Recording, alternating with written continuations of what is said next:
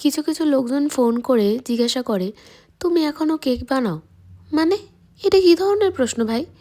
মানে আমি যদি তোমায় জিজ্ঞাসা করি যে আপনি রোজ দুপুরে খাবার খান তো, রাত্রে ডিনার করেন তো, সকালবেলা ঘুম থেকে ওঠেন তো, ব্যাপারটা সেরকম নয় কি?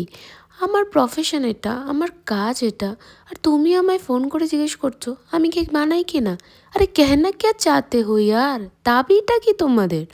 যাই হোক, যেই সমস্ত লোকজনকে ইগনোর করে আজকের এই ভিডিওটাতে জাস্ট কনসেন্ট্রেট করো, বিশেষ করে যারা চকলেট লাভার তারা।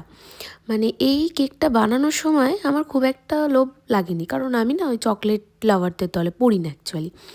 কিন্তু কেন জানি না এটাকে এডিট করার সময় একটা চরম পরিমাণে আমার মানে একটা লোভ হচ্ছিল যাকে বলে।